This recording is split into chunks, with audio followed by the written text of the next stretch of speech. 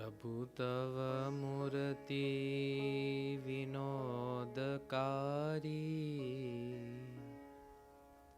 पलपन विसरे नहीं जो विसारी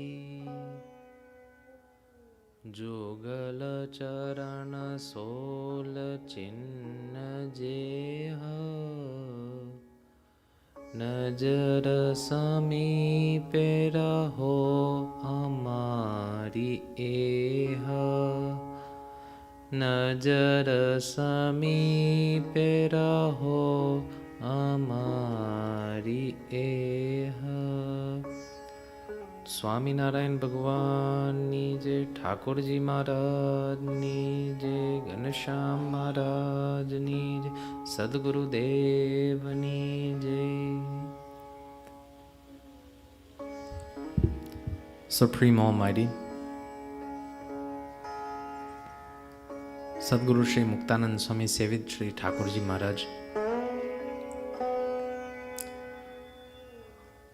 Sarvopari Sant Shri Muktanand Swami and his divine Guru Parampara,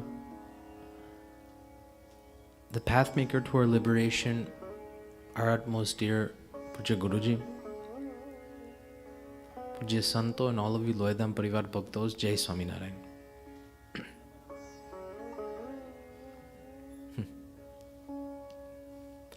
Today we're going to learn satsang in a modern way. You're probably thinking, modern way, what kind of way is a modern way? Well, there's many different ways that we can learn. But some of us like a little more action in our life. And some of us like to see a lot of action in our life. Some of us like to experience a lot of action. But there's one way that we can understand Bhagwan Swaminarayan's divine Vachanamrut that has a good example behind it. And this whole presentation is based off of a battle. A battle in our life that is going to continue until the end. A battle which is there from the beginning, ever since we enter satsang and we develop a little bit of understanding, until the end when we let go of this body. There's a battle that is visible yet invisible. It's visible to us, yet it's invisible to everyone else. Each and every spiritual aspirant goes through this battle in one way or another. Some battles might be small, very easy. Some battles might be medium. And some battles might be very difficult, and the odds of winning are very low. Yet, the category is a battle. Hold on to this word, because Bhagwan Swaminarayan, in the Vachanamrut that we're going to learn, specifies this very topic and the objective behind the whole battle scenario. So today, to learn this very Vachanamrut, we're going to go to war. A war not with anyone physical, a war not with any countries, a war within ourselves. And we are going to fight, we're going to learn how to fight, we're going to learn how to acquire weapons, we're going to learn who's the enemy, we're going to learn who's the good guys. And from that day that we understand these points, may it be this day, I didn't say this very day, but maybe that one day when we understand these points, then we'll be able to give a valiant effort in fighting and winning, or may even losing in this battle.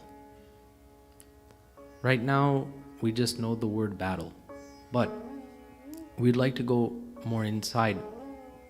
In our life is full of ups and downs, sometimes more downs than ups, because the world itself is like this.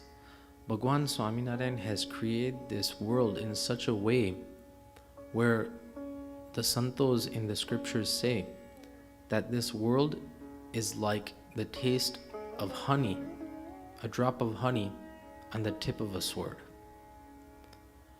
When you taste the honey, it tastes good, but it also cuts your tongue.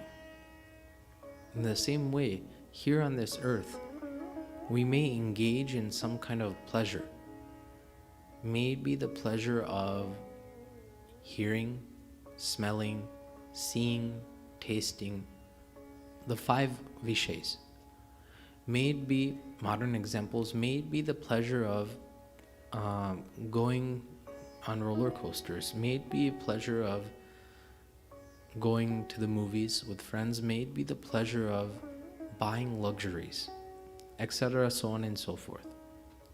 Such kind of pleasures in the world we receive according to our financial status.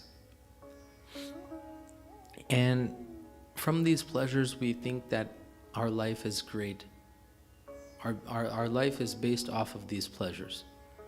But in reality, that's actually the wrong perspective. There's a constant battle within us, and might I add to this point, it's only for mumukshus, spiritual aspirants, not for the world. The people of the world will never even know about this battle. The people of the world will never experience this battle. The people of the world will never even get a sense of what a battle even feels like. Why? Because they are already given up. You cannot battle or fight someone when you already have lost the war. And the people of the world, they're completely engrossed in such kind of vishay pleasures. So obviously they do not know what war is like. They do not know what temptation is like when you're trying to stop in engaging in the panch vishays. They do not know. But a spiritual aspirant, a mumukshu, that has come to the feet of Bhagwan Swaminarayan and his Ekantik Satpurush, once when he gains a certain level of understanding, he will start to experience this battle. That what we're going to discuss about today and what Shriji Maharaj has said in this Vachanamrut. He will start to experience it, not ordinary people. He will start to understand that, yes, I have to fight today. Every time we wake up in the morning, oh, I have a fight today. I have a fight today. I have a fight today. It just comes on and on. It's just going. There is no stop to it. And this kind of a fight is something that is ongoing until the end of our life, as I mentioned previously. So let's take a look at some mission objectives. As we are going to battle, we should at least learn the objectives.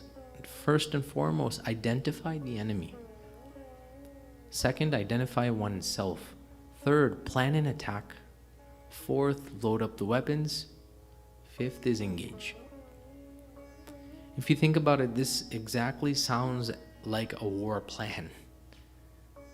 From step 1 to step 5. And I might not know or exactly feel what a battle in the US Army may be, but definitely they may take some of these precautions and steps in order to engage their enemy. And we're going to do the same. But our enemies are different. Our plan of attack is different. Our weapons are different. And our method to engage the enemy is different from the world. The world may use tanks, rocket launchers, and atom bombs and grenades and so on and so forth to attack and kill their enemy. They may have devious plans to tactically take down their enemy, but we have the plan that is given to us by Maharaj himself.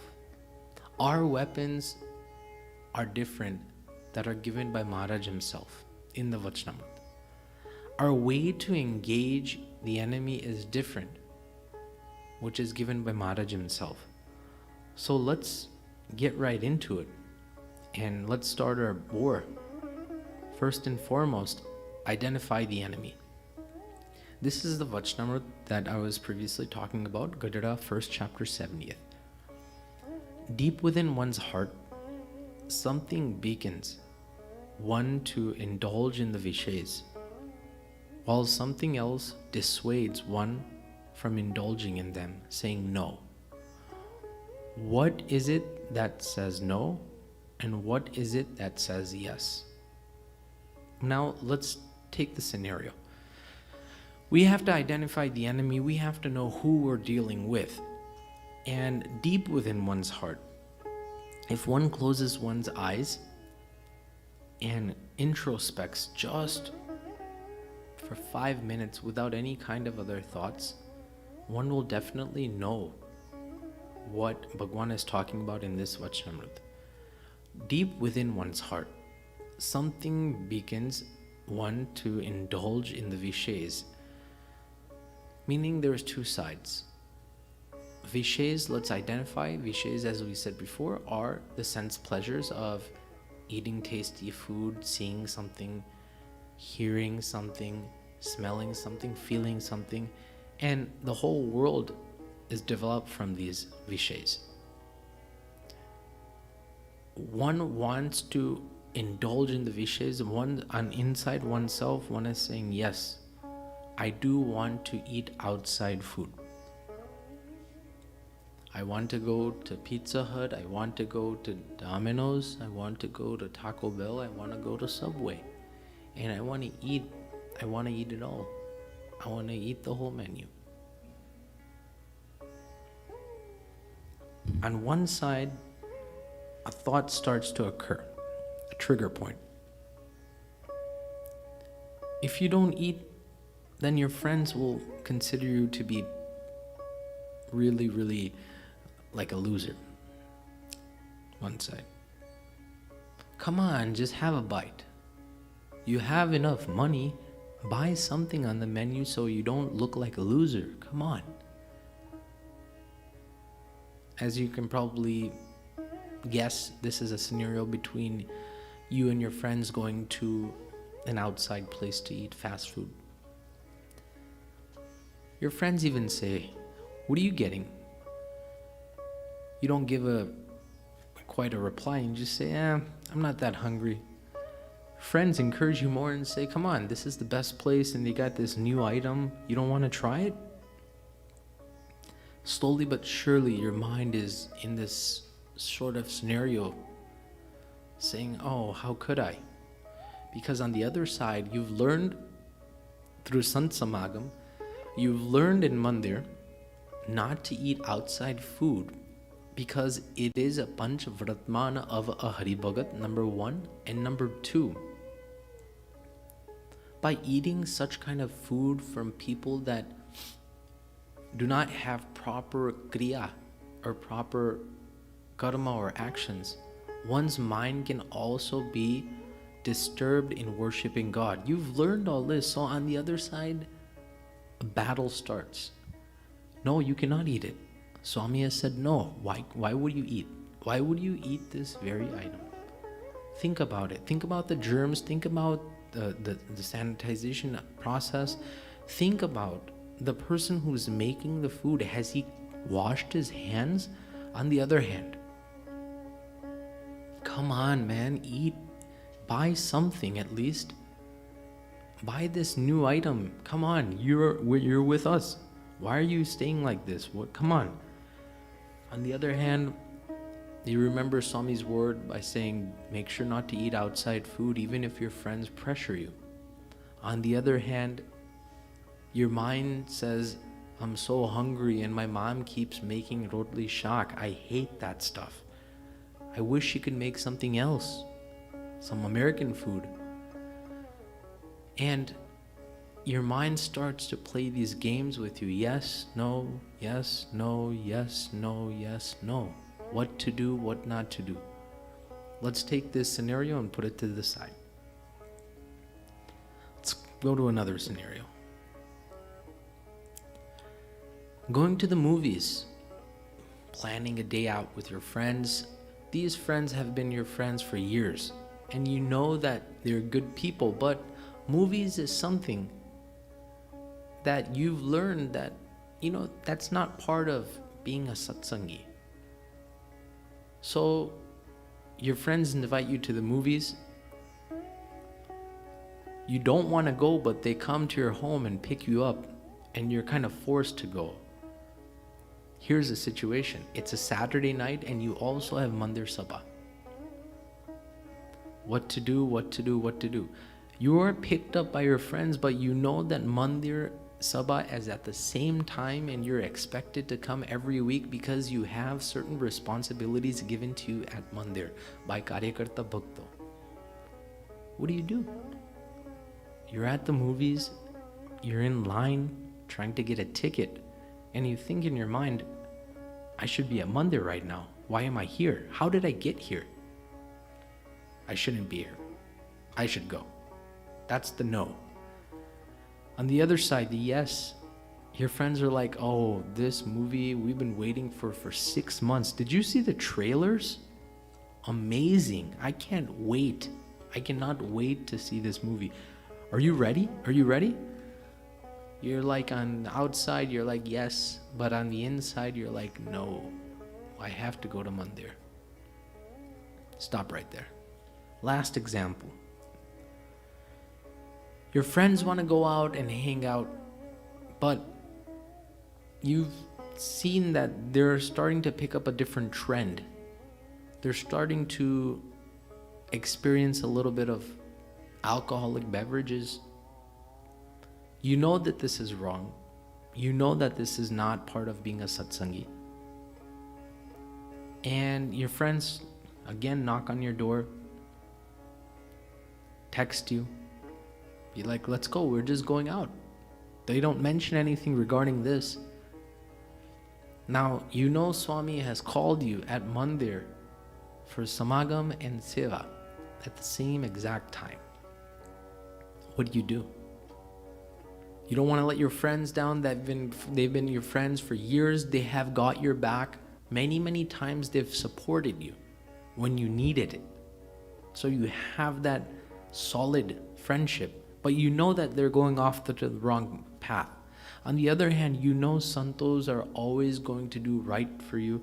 Santos will always wish for your well-being. You know that. And Sant Samagam is being a part of a satsangi that is needed for each and every person, like oxygen is needed for each and every human being and animal.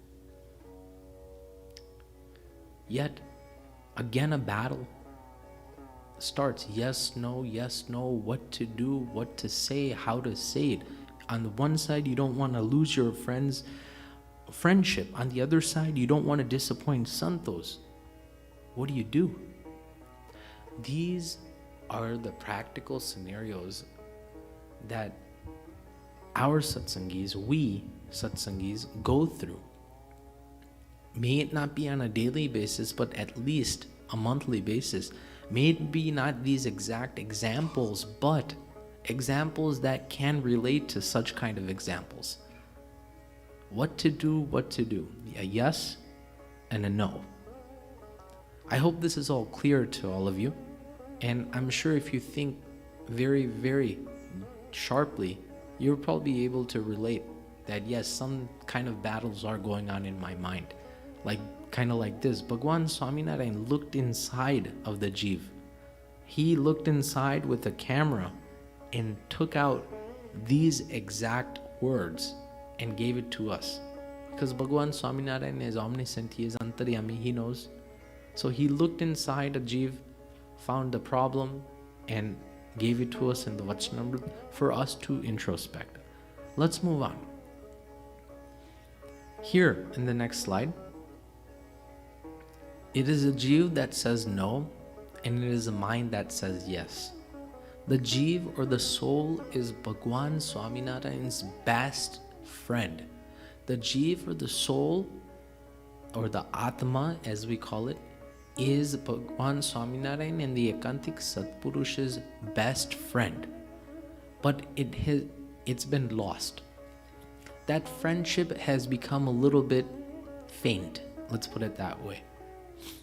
On the other hand, the mind. The mind is Bhagwan Swaminarayan and the Satpurush's enemy.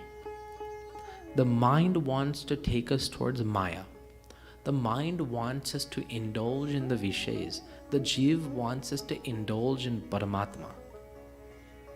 The mind wants us to completely break God's relation. The Jeev wants to connect with Bhagwan and his Ekantik Satpurush. This is the battle we're dealing with. At least we have now identified oneself is the Atma. Now, if you go back to these scenarios and think about it, you're probably able to tell that my Atma is saying, no, I have to go do Sant Samag, and my mind is keep bugging me regarding go and indulge in the Vishays, go and indulge in the Vishays, go and indulge in the Vishays. Well, what we have to do is we have to identify the mind and we have to identify the Jeev or the soul or the Atma. Let's first identify the mind. The mind, our enemy. What is it? Ego. What is it? Anger. What is it? Peer pressure. What is it? Greed. Etc. so on and so forth. In short, it is kusangis or evil company. Our mind is full of ego. Our mind is full of anger. Our mind is full of greed, and our mind is used to getting peer pressured. All these vices, all these negative influences have been inside of us not for this life, but for countless innumerable lives. And that is the very reason why the cycle of life and death is continuing for us. That is why we have not become a mukt. That is the very reason why we are still on this earth. The mind. Something that is not controllable, but something that can be tamed. The mind can never be destroyed, but it can be tamed. It can be controlled. For example, if we want to eat, and this topic is very, very famous. That's why I've selected eating. If we want to eat outside food, for example, pizza, we know that our mother makes pizza as well. It's not as good as outside, but we know it's made. Not bad. So here's how you tame the mind. Just one example. Instead of giving in and eating the outside pizza, why not eat the food that your mom has made homemade, first offered to Bhagwan, and then partake in it? You've not destroyed the desire of eating pizza. You're not there yet. But definitely what you can do is divert in a way where Bhagwan Swaminarayan's Agna is you can say the Agna is completely followed. Nonetheless, your taste has also been satisfied with some pizza. But if we give in, then that's not a win-win situation, that's a lose-lose situation.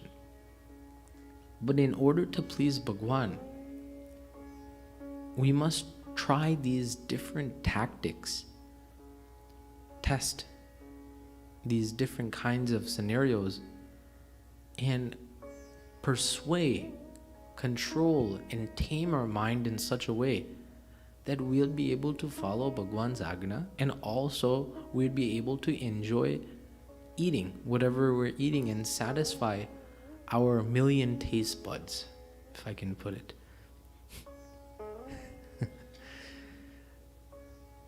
So, there's nothing wrong with eating, as long as it's, number one, homemade for satsangis, and number two, offered to Bhagwan first, and then we partake in it. This is a way to tame our mind. And as Loyadham Parivar Bhaktos and Santos, so on and so forth, everyone, our job is to tame our mind and to make our soul stronger and stronger day by day through methods that we will learn in the future slides to come. Nonetheless, ego, anger, peer pressure, greed, all these we see here in our life, and there can be examples given for all these, but to make it short and sweet, do not give in. Sway your mind. Help your mind or convince your mind by saying that, hey, you've received such a great God that no one else has received. You've received such a great parampara that no one else has received. You have received such an ekantik satpurush that no one else has received. Why are you giving in on such kind of small pleasures when you can get great pleasure from Bhagwan, his Santo, and his Bhakto? Why indulge in something that will only last for 10-15 seconds when you can indulge in something that can last forever? One has to convince one's mind. One has to slowly but surely give it such kind of methods that one's mind would not keep disturbing oneself, and one can slowly but surely follow Bhagwan's Agna. So this is the mind. On the other hand, the soul, which is our self. Number two is identify oneself. Well, first and foremost, identifying oneself is to identify oneself as the devotee of Bhagwan Swaminarayan. I am Bhagwan, I belong to Bhagwan, and Bhagwan belongs to me. Here in satsang, everything is all due to connection. Connection with Bhagwan, connection with the ekantik satpurush, connection with Santo and Bhakto. In the outside world, everything is connected to Maya. Maya in the form of luxuries, Maya in the form of pleasures, and Maya in the form of everything. It is in our hands who to connect with. But as we are very, very fortunate, and all of us listening have such kind of an elevated state compared to the Jeev of the world, compared to the souls of the world, that we are very fortunate to receive this God. So without becoming frightened by this Maya, without becoming afraid, or without becoming very, very, you can say, meek, become strong by taking the refuge of God. Become strong by taking the refuge of the ekantik satpurush. Become strong by taking the support of the santos and bhaktos around you. Become strong by reading the scriptures of Maharaj. Become strong by doing Santa Samagam. This is the way to make our Atma strong. And to make our Atma weak is to indulge in the Panch Vishays, to indulge in those Pizza Huts and those Subways and Taco Bells. To indulge in them is the way of the mind. and to indulge in God and His Sant and His Satpurush are the way of the soul. Second, I am Puja Guruji's disciple. We should know that we belong to this parampara. Nonetheless, we should know we belong to our Pragat Ekantik Satpurush, who is an Anadi Mukta of Bhagwan Swaminarayan's divine abode, and who is supporting me in each and every way, who is helping me develop Dharma, Bhakti, Gnana, Vairagya, Mahima, Prem, who is helping me become greater and greater in satsang day by day, who is helping me become a better individual in this Loyadham Parivar. And number 3, I am the Atma. I am the soul, I am not this body. I never was this body, I will never be this body. I am the Atma, I am forever blissful, I am forever. Nothing can cut me, pierce me, poke me. I am full of gnana, knowledge. I am full of light.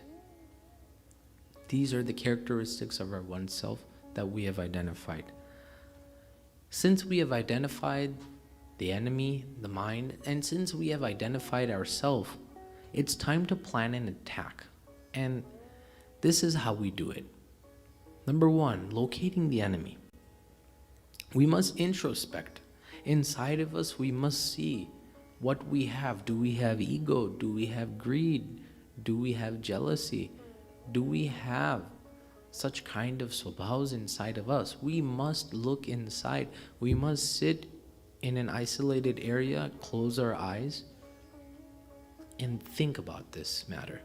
That's the only way one will be able to identify those enemies hidden in caves and crevices and ravines and bushes and thick forest. Because these enemies are not open on the battlefield. They're not that brave or courageous. These enemies in the form of ego, greed, anger, etc., so on and so forth, are weaklings. But they're smart weaklings. They want to hide in these thick forests. They want to hide in the jungle. They want to hide behind bushes, and they want to hide in caves inside of mountains, and so on and so forth. That's what they want to do. Because they're weaklings. They're not brave. They're not courageous. But our job is to use our radar in the form of introspection and find these enemies. May they be underwater, may they be in caves, may they be under thick forests. Our job is to use our radar in the form of introspection, or called antardrashti, and find these savages. All we're doing is finding them. May these enemies be close in range or far in range. May these enemies be disguised in a very, very heavy camouflage, or may they be disguised very, very, open. We have to identify. That is our job. Enemies in the form of greed, and the enemies in the form of being deceitful, enemies in the form of having jealousy, enemies in the form of hypocrisy, enemies in the form of showing something that you really aren't like, enemies in the form of being truthful versus being dishonest. Such kind of enemies are within us, and if we look inside of us, we would be able to see them. Due to the grace of God and His Ekantik Satpurush, if we pray to Maharaj and Puja Guruji, show me my enemies, help me realize my faults, without a doubt they will show us. And this is a good thing. This is a good thing. Why?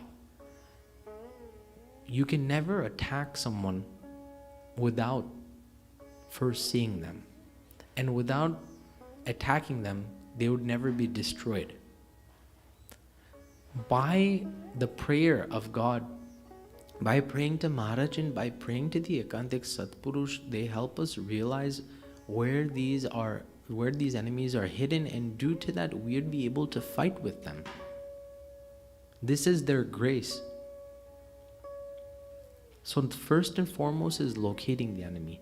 Number 2 is tactical warfare. We have to be smart. Sometimes we feel like we have so much power, we listen to this katha and we're like, I'm going to destroy my swabhavs, my nature right away. I'm going to destroy my nature in 1 week. I'm going to destroy my nature today. But it doesn't work like that. Tactical warfare, taking a little at a time, being smart. Napoleon Bonaparte, one of the greatest conquerors in the world, one of the greatest generals in the world that was from France and that conquered a lot of the world. Alexander the Great. These emperors, these generals, these great beings, even if they didn't have the technology as we do right now, they also used tactical warfare. They went around enemies from the back.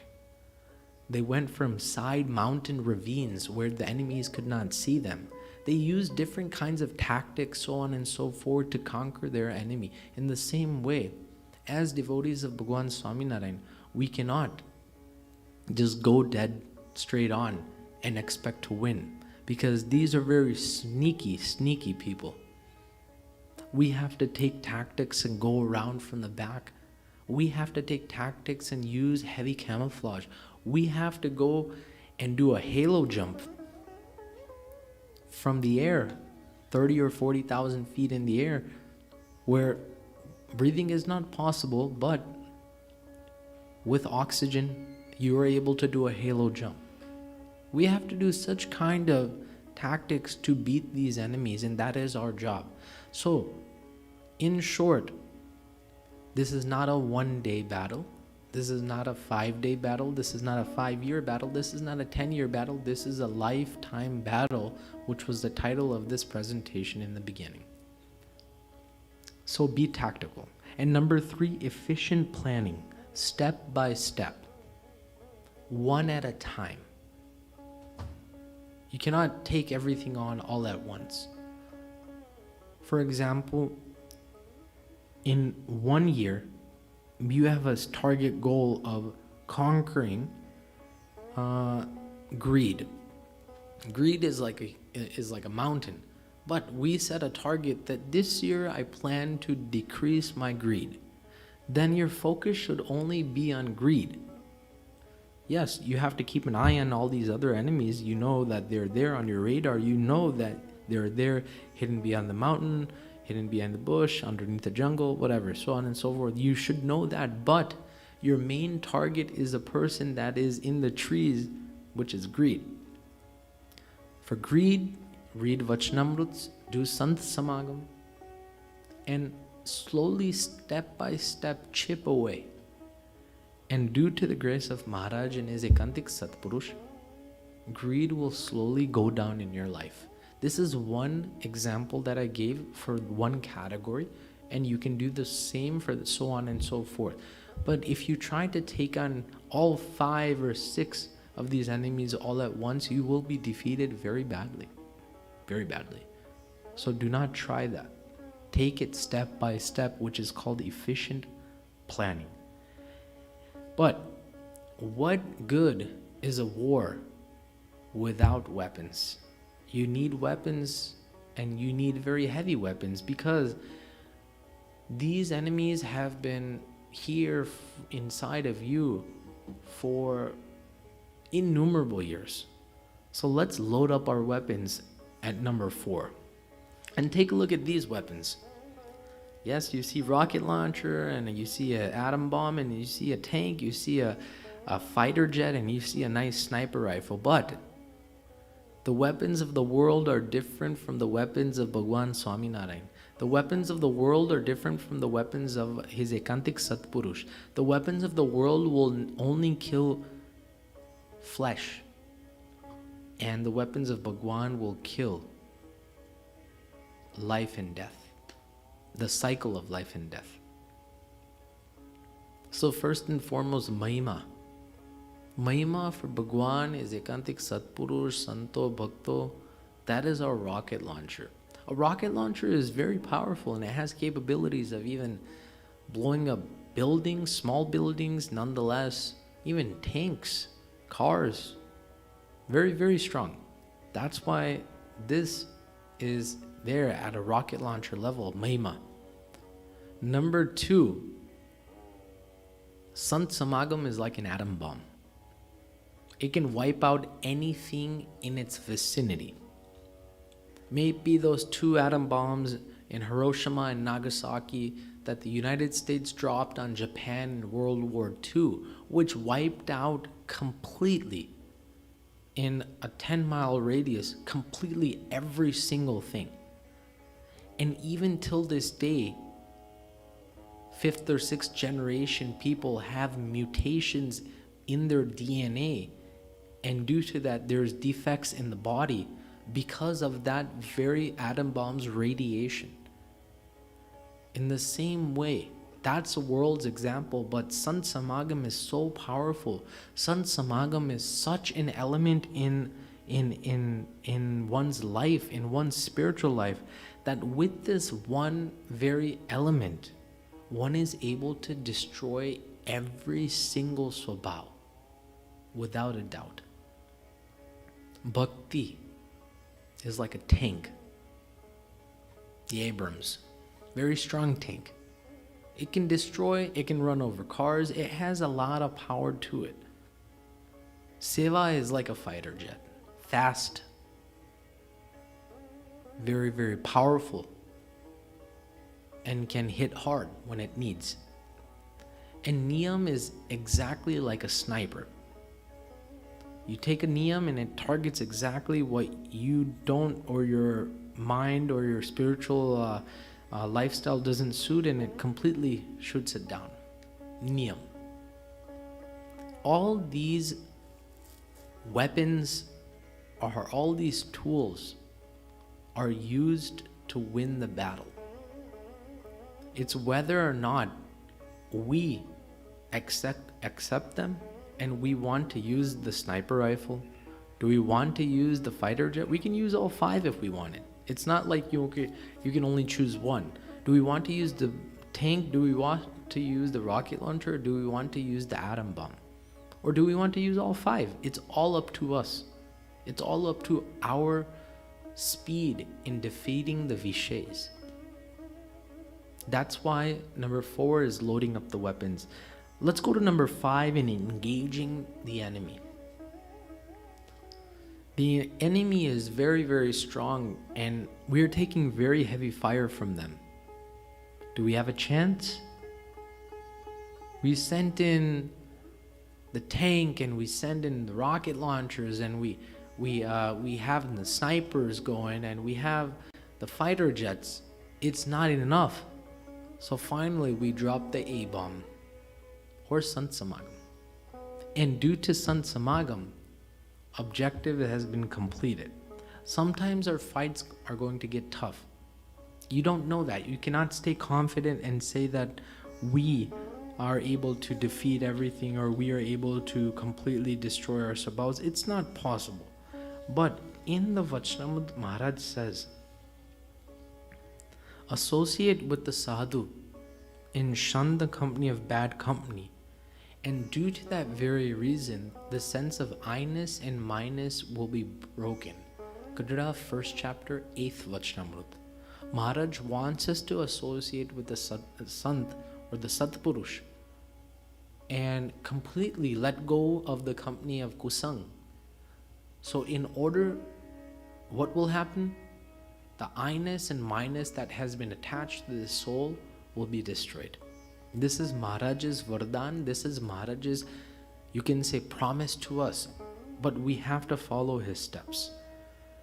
Nonetheless, continuing in the Vachanamrut, Gajda, 1st chapter, 70th.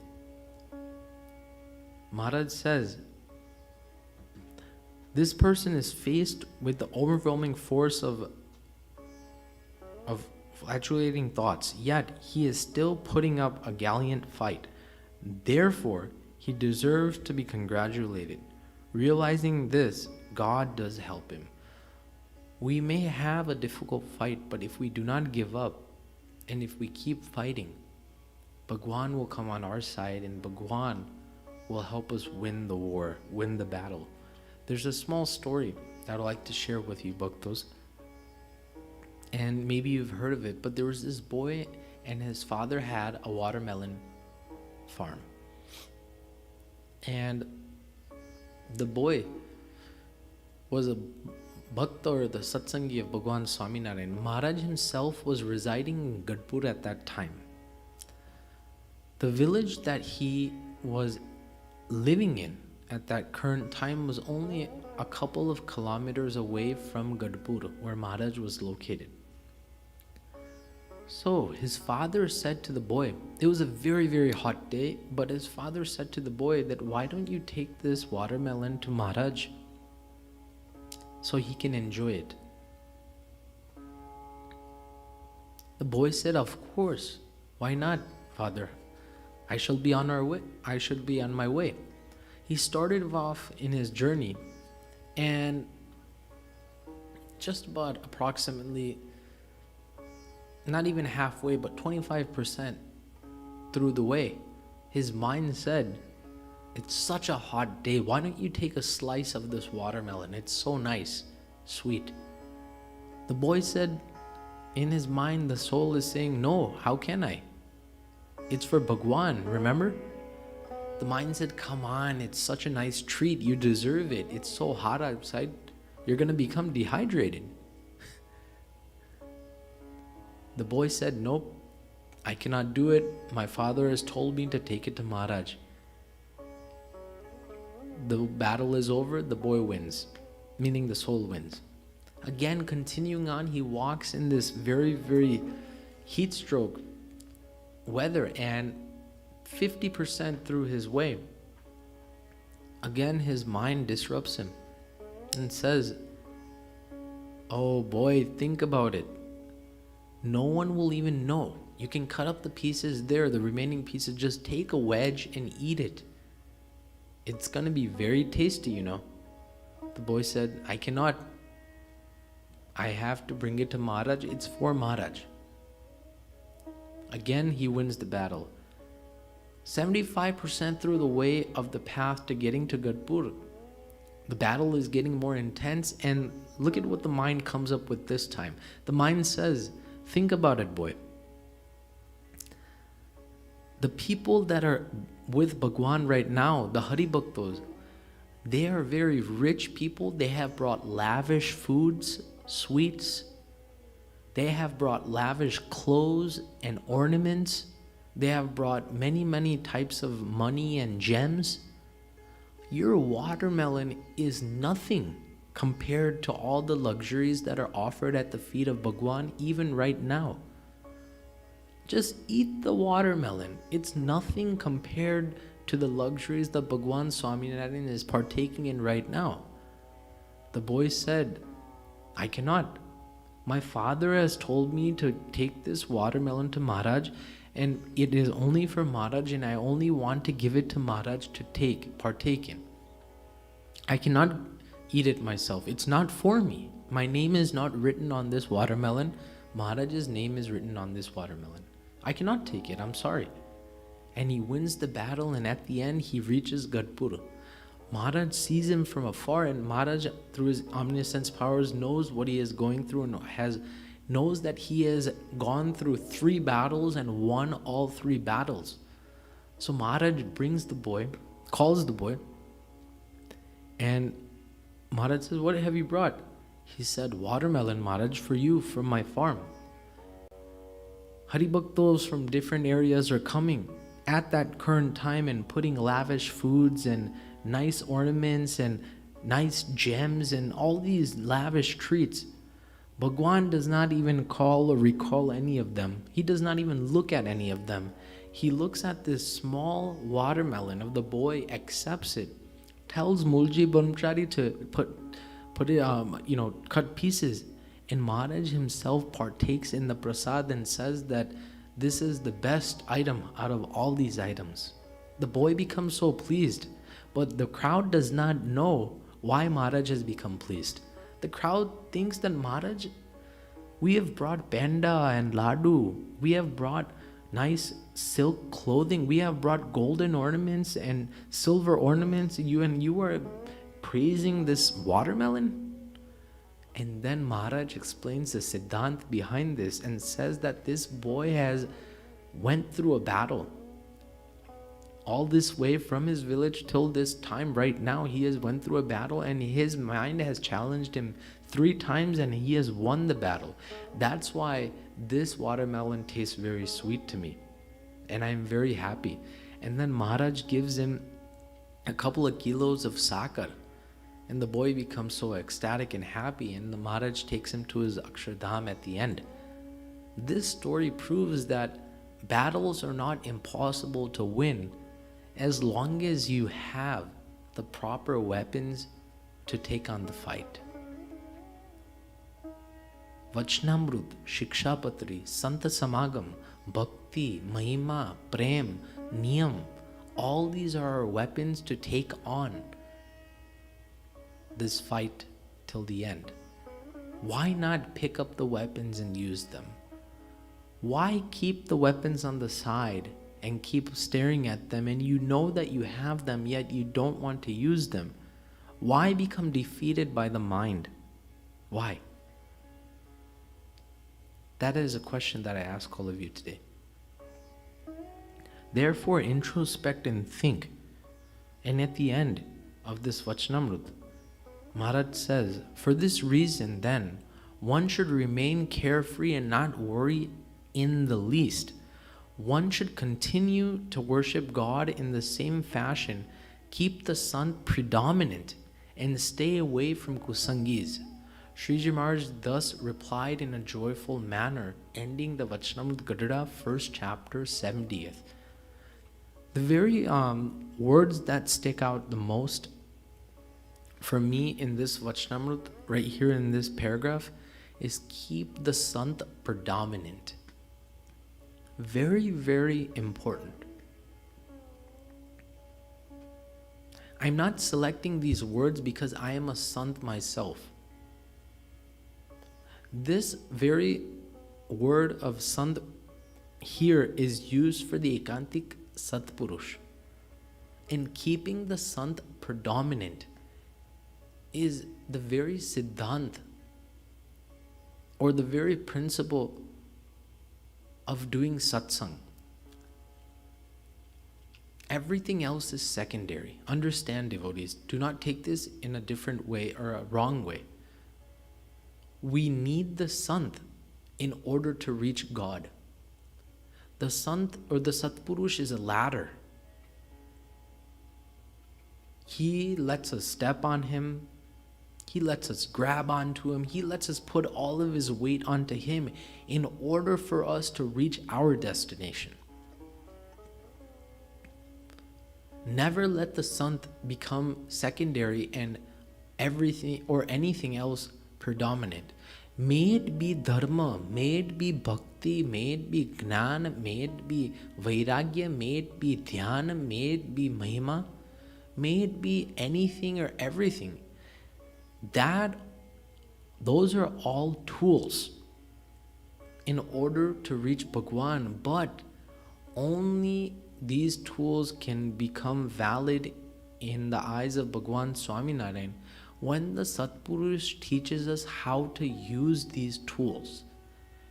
If we use these tools without the guidance of the Ekantik Satpurush, instead of destroying our dehabhiman, our ego, our I-ness, our minus, it actually increases, according to Sadguru Shri Gunatitanand Swami Vato. If we do not know how to use these tools, then not only does I-ness and my-ness increase, but we also can fall from the satsang. That's why you utilize one's understanding and keep the Satpurush predominant. This is the most secret of the secret understanding. You can say this is the most deepest of the deepest gems that one needs to completely attain ultimate liberation. And might I add, in Gadada middle chapter 59th Vachanamrut, Maharaj himself has said that only God and his Sant can grant liberation. Wherever Bhagwan has been mentioned, he has also kept the Ekantik Satpurush with him without a doubt. Even only God and his Sant can grant liberation. What else is there to say but to keep the Ekantik Satpurush pradhan or predominant? Sadguru Shri Gunatitanand Swami says it, Sadguru Shri Gopalan Swami says it, in his Vato, the Vachanamrut says it, and nonetheless, our Puja Guruji says it. Our Dada Guruji said it. Muktanand Swami said it. Then why not? Why not? For this one time, why not stay in the commands of the Ekantik Satpurush? Predominant meaning staying in his range, staying in his command. You know, what does range mean? Let me give you an example.